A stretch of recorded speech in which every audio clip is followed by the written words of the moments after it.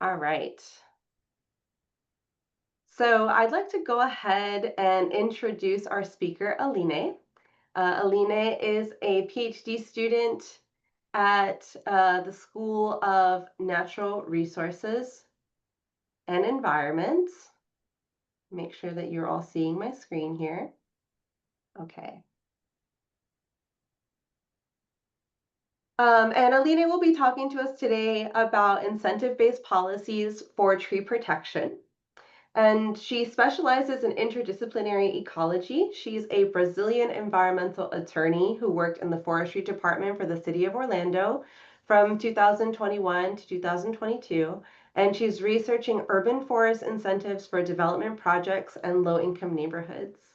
So welcome, Aline. With that, I will turn it over to you and I'll stop sharing. And whenever you're ready, you can share your presentation. Okay, thank you, thank you. So let me just bring it here. Share screen.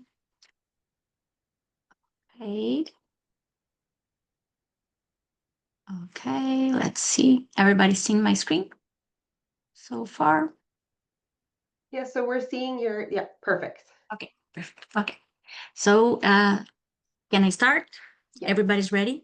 So first of all, thank you all for being here today and share your lunch with me, your time. So this presentation focuses on incentive-based policies for tree protection on private properties. So according to previous research, most urban trees are located on private lands. So Arbor Day Foundation here says that only about 20% of these lands are on public parks or right-of-ways, and most of them are in private lands. So then this means that one side we have private property rights, so we must protect and respect, and on the other we have tree protection ordinances that are in place to safeguard urban canopy, which benefits a whole community around that property, not only that the property owner. And within the boundaries of a private property, the government's authority is a little bit limited. So how do we balance this equation, right? And how do we balance this equation when the homeowner decides to enforce like property rights to remove a tree in their land without discretion? Or how do we solve how do we balance this equation and when the enforcement of command and control regulations are not enough or can be a challenge for the government? So, for example, here in Florida, state law preempted local governments from requiring a permit, apply fines, fees, or requiring mitigation from private property owners when they have documentation from a certified arborist or a landscape architect indicating that the tree poses an acceptable risk for persons or property, which is a little bit complicated. So research shows that incentives may serve as an alternative without conflicting with the regulatory ordinances or individual private property rights, and encourage also voluntary participation, right? So the goal of this project was to investigate what type of incentives are being implemented across the US to encourage residents and property owners to preserve, plant, and care for trees on private lands. To conduct this study, we examined Policy Commons database, codes, ordinances, policies, and government official websites from across all 50 states, District of Columbia, and counties and cities with a population over 50,000. So these translated to 1,839 urbanized locations. And from this large data set, we identified 513 locations, distinct locations with incentives, meaning that 27.9% of them are applying some form of incentive to help residents on private lands. This data was collected from fall 2024 to spring 2025. Our objective was not to create an exhaustive list of these ideas, but rather to highlight the variety of mechanisms we found, the terminology used by the government, and some of the conditions needed for successful implementation. So to conceptualize the term incentive, we define it as any additional benefit offered to a property owner to have a tree on their land. So, or as defined by previous research, anything that is any practice that exceeds minimum standards or is deemed beyond business as usual. Then we grouped these in similar incentives mechanisms into categories and classify them based on the type of management they support. So here, just to give an idea, so how we broke down this cycle, right? So these management types were used to arrange the incentive ideas from the perspective of the urban forestry management and together with the care needed by the tree in each one of the tree's life cycle.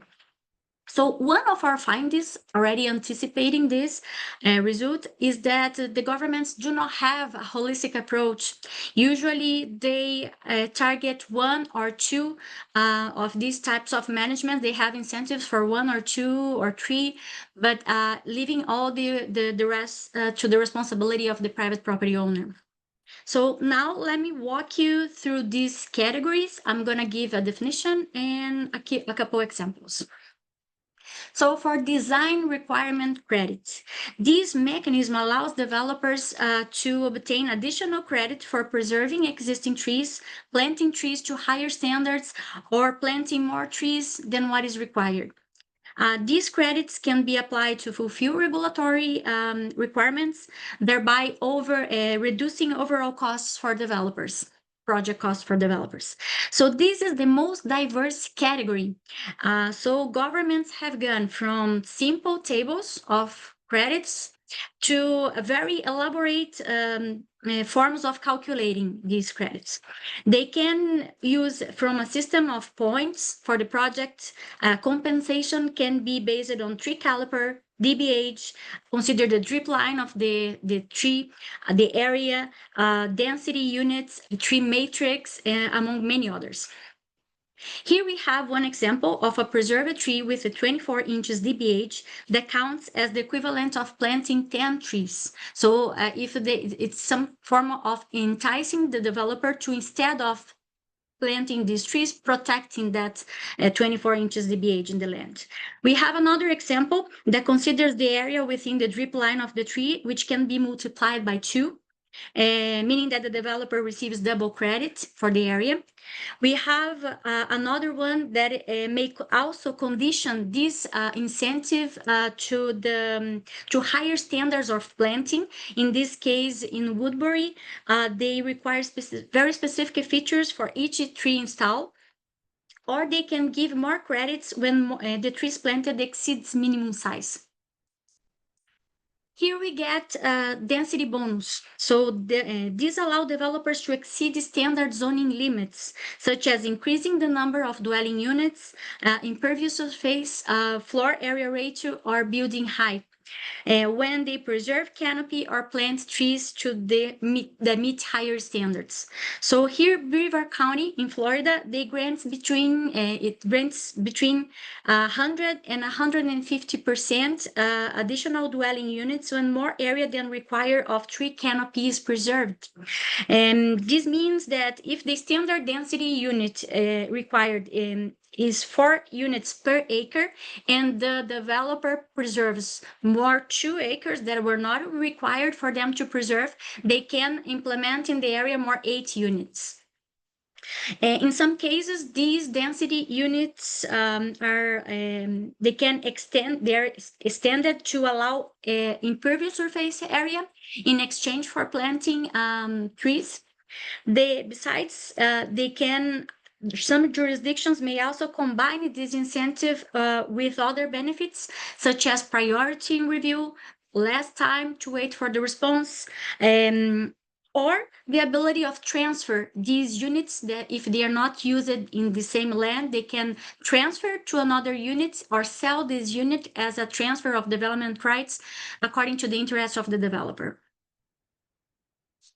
Then we get into flexible design requirements. So this is a very similar to the density bonus, but this incentive allows modification to design requirements. They do not provide the developers with a bonus per se, but but they instead easing rigid constraints. For instance, they may to help. This is to help to reduce conflicts between development and tree protection. So for builders, time is money. So every time you can add flexibility for them as a fast way to solve, this could be perceived as a beneficial. A common example here is the reduction in the total number of parking spaces when additional trees are planted or preserved. These provisions may also include waiving the minimum lot size, adjusting front and rear setbacks to the minimum threshold, or eliminate sidewalks or require in whole or in part to accommodate these trees that are preserved. Then we get into the tax and fee abatement. So this type of benefit reduces financial burdens on residents through tax relief, fee waivers, or development fee credits. Here we have Orland Park, for instance, they give a credit of $150 per caliper inch for each healthy tree preserved, which applies towards the eventual tree mitigation they have on the land. So Colorado and Nebraska, the added value of newly planted trees is excluded from property tax assessments. Hawaii allows a deduction of up to $3,000 every 3 years for the resident to hire tree care professionals to work on maintenance in the trees they have. Although, or they can also offer 5%, some jurisdictions offer 5% credit on the following year's discount in the property tax bills for residents who plant trees. Although I'm not sure if this last one is still current, but because it was a little bit different. So in South Dakota in 2012, they exempted tree removal services from sale tax when trees infested with the mountain pine beetle for this work to removal, and illustrating that an alternative approach when the city is a partner with the residents in a crisis event, right? Rebates are probably, this is the most common form of mechanism of incentive. So this is people may be more familiar with how they work. So it's usually they reimburse the resident after the work is done. So if with the cost is spent for planting or maintaining trees. So here we have one example. These rebate programs can go from $25 per tree up to $250 per tree, or even up to $1,000 when these trees are planted for stormwater retention. In Albuquerque here, these rebates are available up to $100 for residential properties and $500 for non-residential properties for maintenance, to be used in maintenance. So this was something interesting, right? Other financial incentives include grants, allowances, and loans. No interest loans for the residents to support tree planting and maintenance and sometimes removal. So, for example, this program in Shoreline offers up to $2,000 for planting trees on private properties. Others offer like $750 every 4 years to be worked in tree maintenance, or some of them they can target to specific works and include and say what kind of work can be done. Here we have another one that is also $750, but they allow root pruning. And we also have no interest loan can be conveniently repaid through the resident's water bill. Tree removals, depending on the size of the tree, can be a very expensive task for the homeowner, right? So, and while we understand that tree removal may not sound as an incentive, at least from the perspective of the tree, right? But Residents can perceive this as a benefit, knowing that they have municipal support available in the event of problems in the future or financial burden. So this can thereby encouraging a more positive attitude towards tree ownership. Here we have a couple locations offering free mulch or wood chips from the trees to the residents. We have city landing supplies, safety vests, gloves, pruning equipment to the residents. And we have here new tree installation. This is when some government crews and contractors, they go a little bit further and plant trees on private properties. So usually the government requires a request, an application from the resident, and also that then they sign a hold harmless. But they can go and plant the tree in the front yard in the private property for free. And one example, City of Orlando, that is from the bottom of my heart because I worked in this program. And also we have here Montgomery, who also not only plants these trees in private property, but also provide maintenance for up to 1 year to make sure that the tree, to give the tree a better chance of surviving. Tree services is very similar to new tree installation, but here government crews and contractors assist with tree maintenance, removal, or replacement on private properties. Another distinction is that this type of assistance is often targeted to specific social demographics, so such as residents of particular neighborhoods, income qualified households, elderly, disabled citizens, or through a partnership, a proactive partnership with companies to manage trees located under power lines. Here we have tree stewards. So these are programs that provide more extensive training for volunteers, preparing them to assist with tree-related activities on both private and public key properties. By equipping participants with deeper knowledge and practical skills, these programs create a network of local stewards in a community that can support neighbors through serving as an accessible and knowledgeable resource for tree care, and even help governments in this type of communication. So in New York here, they can work on their own, they can lead volunteers, and they can host projects and even apply for grants. The city trains and provides all the resources they need to facilitate the projects.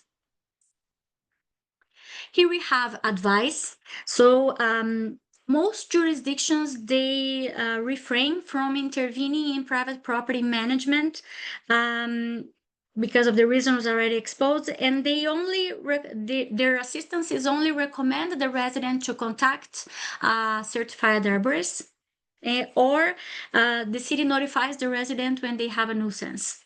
But however, we found a couple locations that are they're trying to qualify staff to provide general advice for these residents. So via phone calls, online platforms on issues, basic issues related to tree care.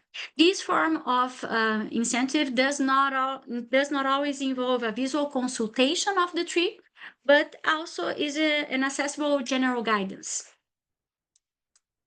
Then we have inspections. This is similar to advice, but here municipal arborists, they are authorized to get into private property and to conduct inspections and assessments for the tree to provide more specific guidance for the residents.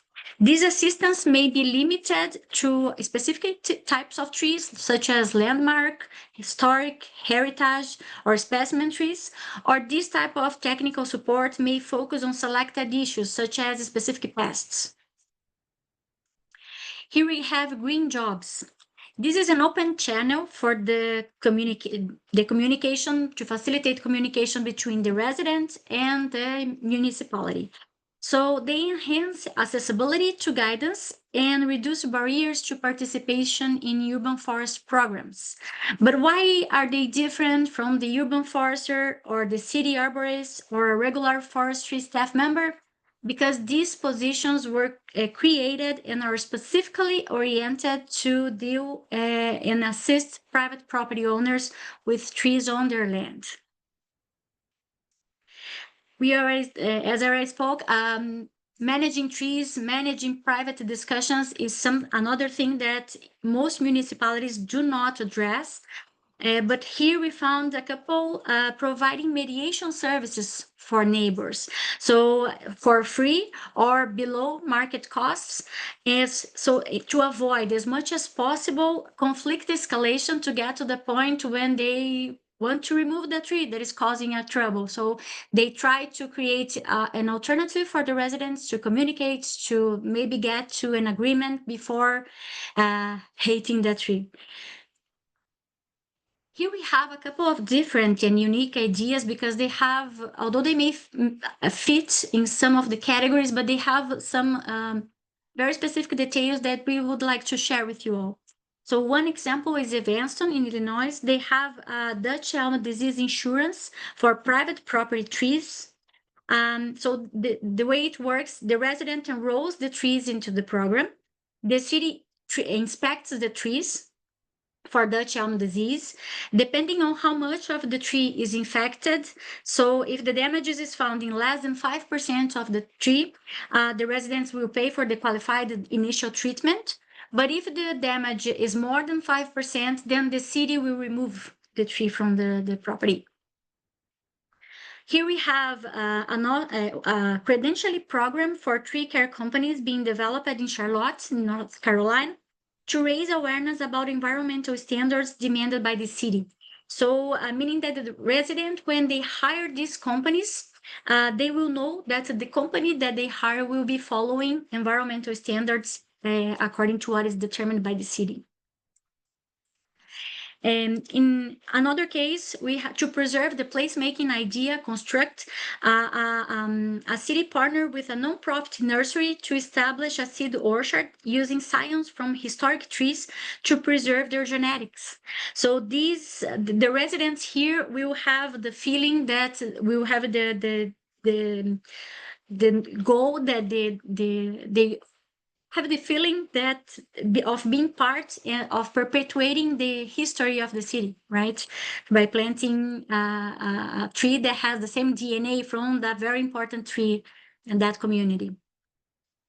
Another one in the same line of thought it's called homegrown program, where the residents grow 5 or more tiny trees in their property for 18 to 24 months. So by the end of this time frame, they can choose one of these trees to be planted in their property, and the other 4 they can they will be planted in public properties, and the city will try to plant in the same neighborhood or close or near that home as a reward for the resident who helped raise that sapling.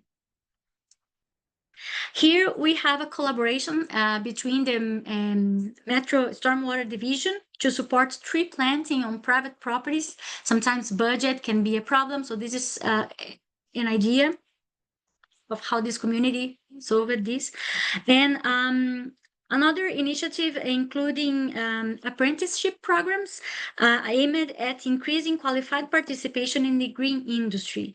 In this case, through state funding, employers are subsidized to support the training of new employees for the first 6 months. So while the employees are being paid to gain skills and experience, they are assisting the city with planting and maintenance in both public and private properties. Here we have a whole a comprehensive program in Cedar Rapids. So this integrates multiple forms of support trees on private property, from tree planting, volunteers that are similar with the idea of tree stewards, but here they're called tree keepers. with the goal, the city even has the goal of include at least one tree keeper in each neighborhood, also to work with apartment complexes and rental properties to increase tree planting in these units. And they have a program to propagate and distribute native seedlings citywide, partner with nurseries and garden centers through a certification when they meet certain established guidelines, and build connections with colleges and universities to encourage arboriculture learning for the next green workforce. This work, of course, was not done. We have some limitations. So the distinction between incentives for trees on private property and that tree on the easement that is managed, that is responsibility for the resident of the budding property. So it's not always clearly articulated in codes or in the government websites. So sometimes we see the government offers incentive for the property owner to plant a tree or something. But then we read through the code and we see, okay, this is targeting the tree on the easement, but this is a responsibility for the homeowner. Our scope for this project, we try to narrow down to the trees that are within the boundaries of a private property. The terminology used to describe incentives is not always, is sometimes inconsistent. So it varies from place to place, is regionally oriented, and some incentive mechanisms are intermingled or mixed. Sometimes they talk about credit, but they are referring to mitigation credits after the tree is removal. So this is more of a regulatory measure than a credit, than incentive per se. So this type of thing, sometimes they talk about grants, but what they want is the receipt to give a reimbursement. So to what we define here as what we understood as an incentive, this fits more into a rebate category. So this type of things. So we try to the best of our abilities to look into what the incentive really intend, or the real goal of the incentive. Some locations they just say incentives. We provide incentives for private property owners, and they don't give any other detail. We did not consider tree giveaways and awards, even though sometimes they were advertised as incentive by the governments. Another limitation is regarding different treatments for invasive, natives, non-native species, so species oriented. So we didn't get into the discussion because also is something that is different from location to location. But I think it's important for you, if you think about implementing something, to take that in mind. Many jurisdictions were in the process of having their codes, of revising their urban forest management plans or their tree ordinance. So as a result, some updates outside of that time frame may not be captured by our data collection. And we did not investigate the efficiency or efficacy of these incentives, leaving this for future research.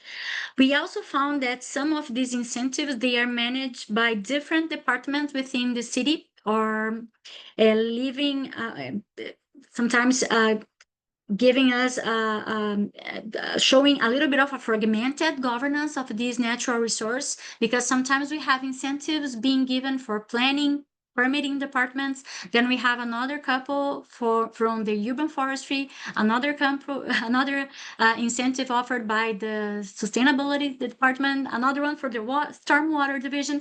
So this type of thing may show how we can see maybe a challenge in communication between these departments.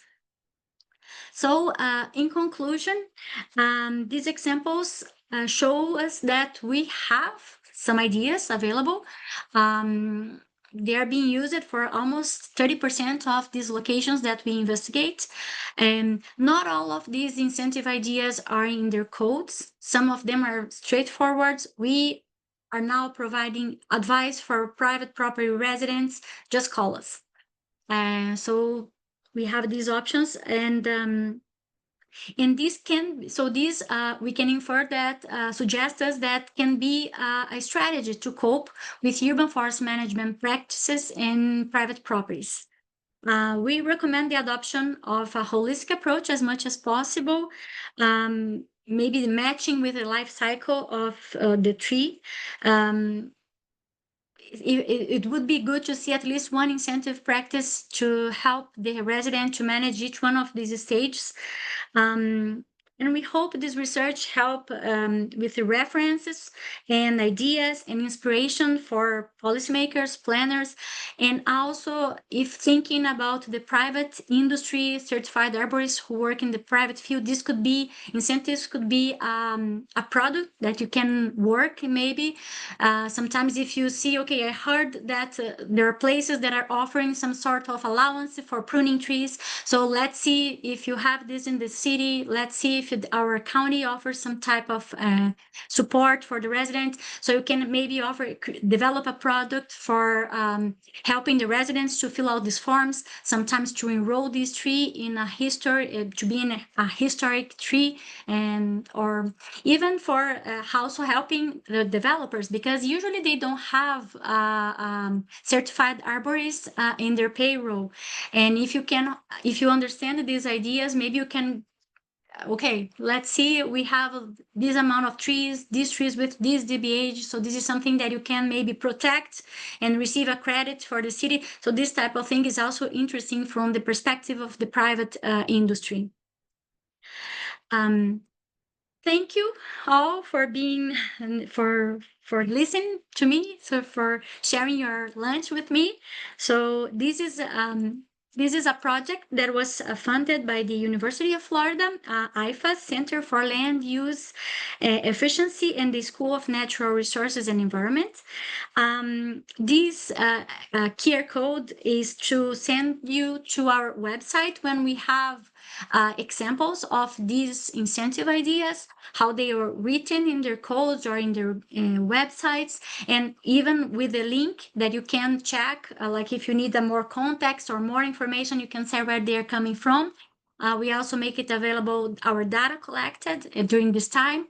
This is a piece of a project called Greening Development 2, working with communities to identify incentives for development projects in low-income neighborhoods.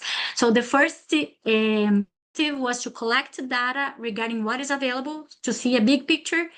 Next step, I'll be talking with the residents from low-income neighborhoods. I'll target maybe community leaders to see what they would like to see of these, which incentives would they like to see in their communities. And the third objective will be to talking with urban foresters to see, okay, this is what the neighbors, the communities think they would help them to have trees in their property. So what are the barriers you're facing? What is the limitations you have to implement this? So this is a whole project. And I'm sorry about my English, my accent sometimes, if you, I'm still a work in progress, but I try my best to always improve, and I hope you have understood everything that I, I, I talk. So here, I'm gonna open a parenthesis. Last but not least, right? I'm assisting Dr. Kozer and Dr. Howard, advertising the urban forest census. So this is an anonymous questionnaire to collect information about how trees are being managed in your communities.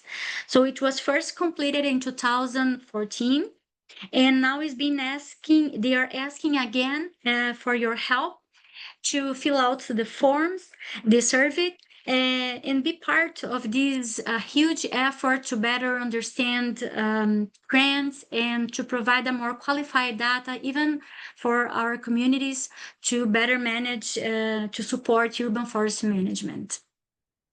Yeah, and that's it. Thank you again. Great. Thank you so much, Aline. That was so much information. And you very much broadened, at least for me, you broadened my idea about what incentives could be. So that was really cool. And I can't wait to hear what other folks have to say. So I'm gonna stop sharing your screen for a moment and we're going to switch gears over to another. So, again, thanks so much, Aline. And I know that you had mentioned that you had wanted to learn from our audience here how they engage with incentives in their own contexts. So, Alina, if you'd like to just kind of let people know about your poll. And I have the up on the screen, I have a QR code for that, and I'll put in the chat as well a link to this poll. Okay, so this is a poll that I would like to understand if you have seen in your community or if you have something already implemented that fits into our categories, if you are familiar with them.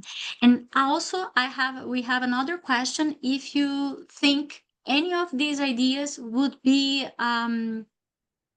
viable for you to implement, maybe something that you think, oh, this is an interesting thing, this caught my attention, I would like to see more about this, and because this will bring us good information to where you stand or how people are perceiving these incentives in their communities. And we can even share the results, right? Yes. Yes. So we're just going to give about another 30 seconds or so, and I'm going to go ahead and Mhm. share how we're responding to that. Okay. So we don't have any responses just yet, but they're coming in. Mhm. Okay.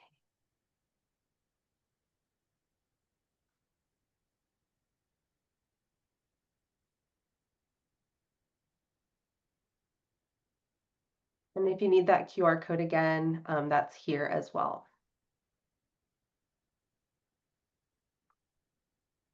I was talking to Stephanie yesterday, right? How these is good sometimes for us. This type of opportunity, we can see how other communities are doing and how they are managing, because we all know that urban forestry is a very hard, difficult in a daily. If we think about a routine practice, so it's good to see how others are managing. That's right. So we have quite a few responses now. So Alina, if you want to take a look at the screen here, we have about 11 people have responded. It looks like for the first question, advice is the most common, and then mulch and supplies, and then inspection. Okay. Okay, these are already very helpful. Yes, this is interesting. Mhm. Thank you all for responding this. Fantastic. And then the other question was, which incentive mechanisms do you think would be most viable for your community to implement? And it looks like a lot of folks it resonated with them, the design requirement credits, the flexible design requirements, and tax and fee abatements.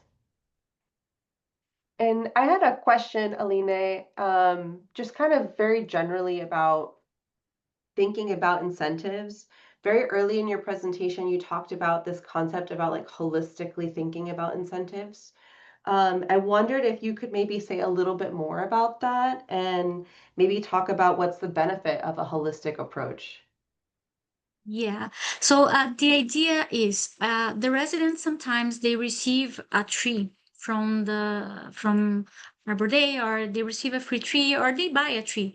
So if they don't, they need a whole the tree will outlive this resident. So we need to think and understand this tree as a very alive thing that we need to place in the right location. This will need to be pruned, this will need to be maintained. And then when it gets to the end of its lifespan, it needs to be removed. And if you have like a cluster, if you have a whole area, if you're a developer, you need to protect as much as you can. So this is the main idea with the types of management. So we have planting and early care, we have maintenance, then we have technical assistance with it, which is this advice, this inspections. Sometimes I'm bringing people to talk and mediating their neighborhood conflicts.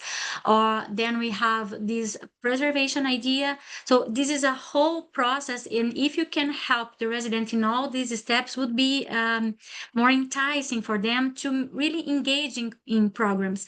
Research shows that sometimes the governments offer trees, they plant trees, but the resident is not interested. They don't want to receive these. They're afraid. So how do we also overcome these? So maybe if because they see, okay, I'm gonna plant this tree. When it starts to grow, it's gonna break my sidewalk. It's gonna cause me some trouble. Do I have any type of support? So maybe if they know that they can count on the city and they have this partnership, they may change their behavior towards a more tree protection idea. This is how we understood the holistic approach. And Great. seeing that, and the good portion is because we see examples. We saw when we did the data collection, we saw a couple examples that could target these different stages. Hmm. And I know you said that you didn't check on the efficacy, but one of the questions that were in the chat was if there's been any research or conclusions about the efficacy of these incentives. Just in other like reading that you've done, did you come across anything that talked about that? So far, I didn't came across anything. They only present data.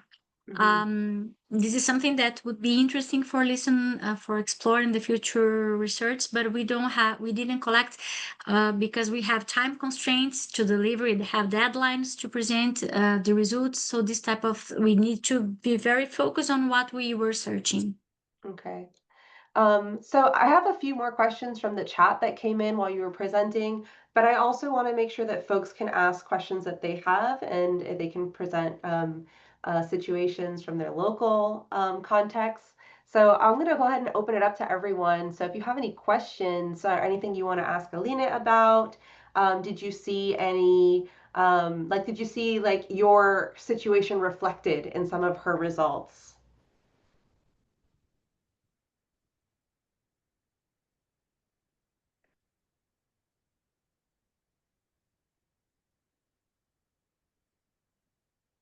I know earlier in the chat, someone gave an example from Seattle that showed it seemed like a very comprehensive program. Anna, was that you who gave Yeah, that that was me. example? Yeah. Can you Yeah, I work for King County, which is where City of Seattle is. So I'm not on this City of Seattle program anymore, but I've worked for it before. And that led into my question. Like when I first, like my first thought for incentives is tree giveaways, because that's what I've done.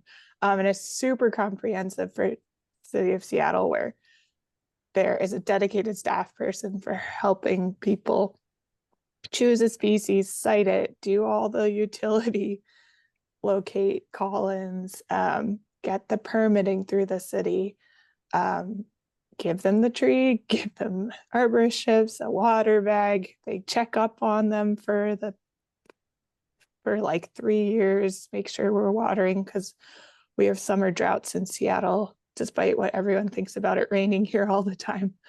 So it's super comprehensive, but I know that Aline, you mentioned you didn't do tree giveaways as part of this review, and I was curious why. Was it just they're so variable, or I don't know?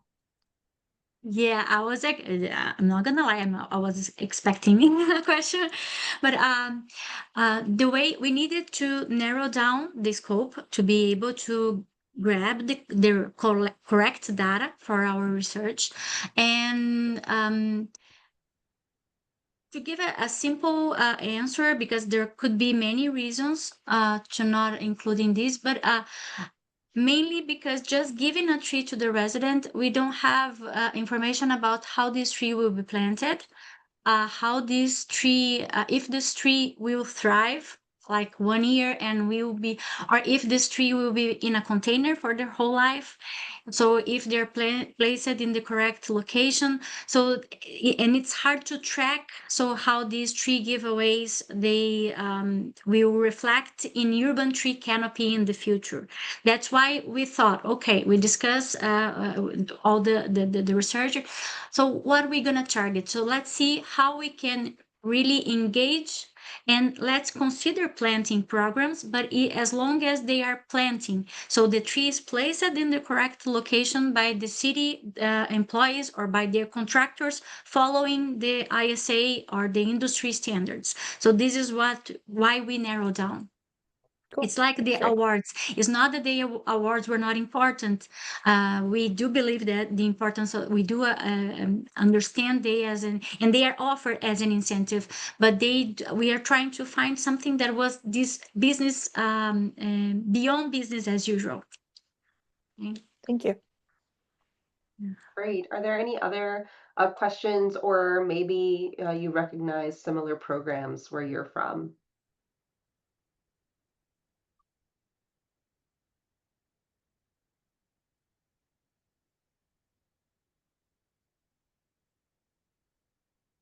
All right, Alina, we did have some other questions in the chat. So some of these are a little bit more specific than others. So there's one question that asks if a developer could get tree credits if they planted non-native, invasive, or not suitable for the area trees. Yeah, so this is one of our limitations. We didn't get into these details because they vary. They vary different. Some locations they consider if the tree is a non-native, but they reach certain size, they become protected. This type of thing. So we try to we just look to the big picture of urban trees, private property, installing private properties. So we didn't get into species selection, variety. We saw during this data collection that many locations they asked the developers to remove invasives. They don't consider invasives for credits, but some of them they may, like, depending on the size. So it's kind of a difficult realm. It's going to be another paper, should be another whole research just to track this information. Great. And we had another question about the stewardship approach specifically. So this person is asking about the stewardship approach and this idea about paying private citizens for tree occupancy. And then they're mentioning that in your presentation, you talked about the example you gave, it being for 5 years or for a definitive amount of time. And they're wanting to know how much is reasonable for a year's worth of that tree care. $100, $200. Did you come across like any kind of range of payment amounts in your research? For volunteers, you mean? Because usually tree stewards, they are volunteers. They're not apprenticeship. So mainly what we saw, they are as engaged citizens that want to improve their communities. So, but this is usually a volunteer program.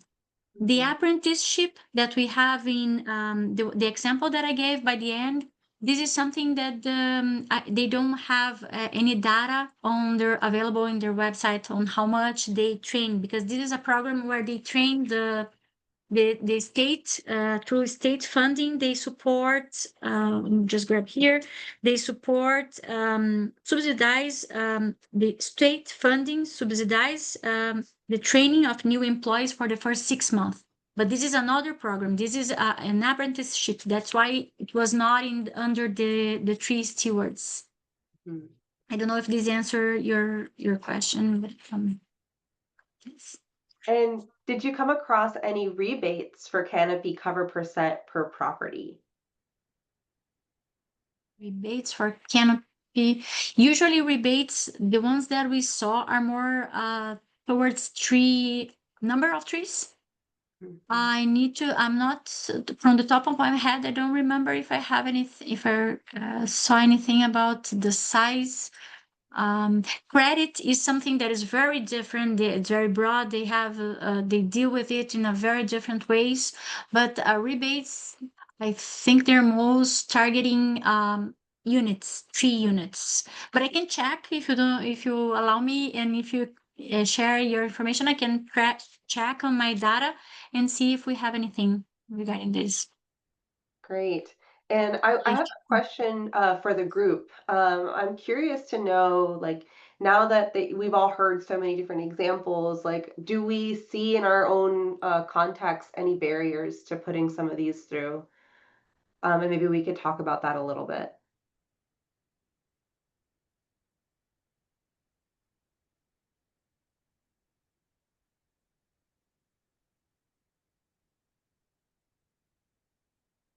Or Alina, did you come across any barriers as you were reading?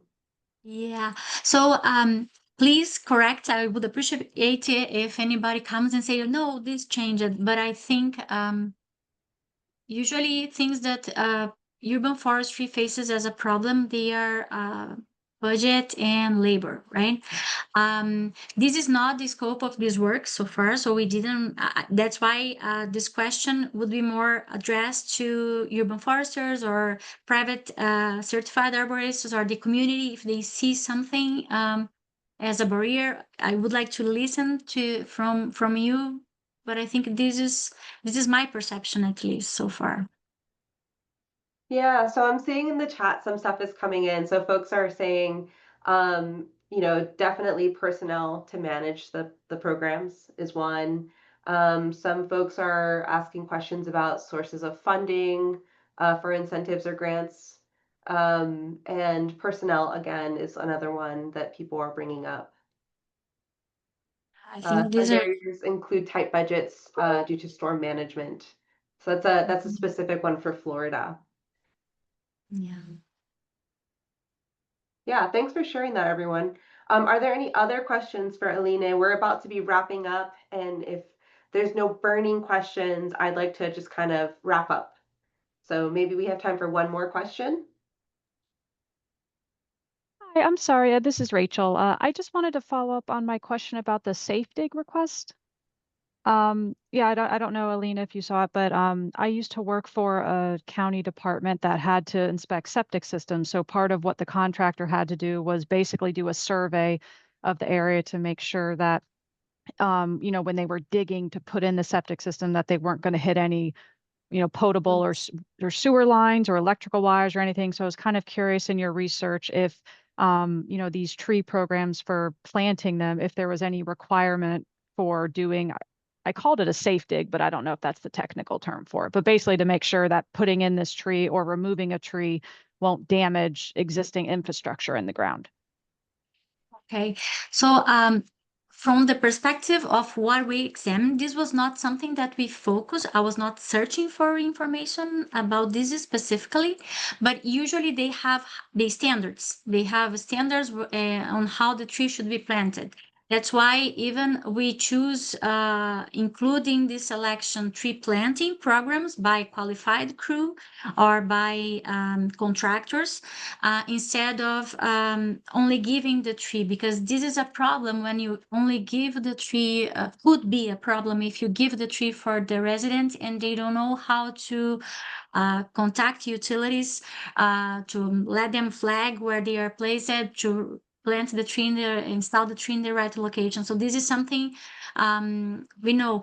And usually city crews, they are trained under these ISA standards, but I saw a couple information like giving more, like one example that I showed, they require a specific amount of spacing for the planting, specific soil conditions, but usually for planting a tree you need to request utilities before, right? In I believe probably city, when I was working, was something that we need to, every time we need both to remove a tree or to plant a tree, 1 week or 15 days before, you need to request all utilities and make sure all of them are flagged. They gave us the clearance to work on this area. So this is something that we have. Yeah. I don't know if this answered your question.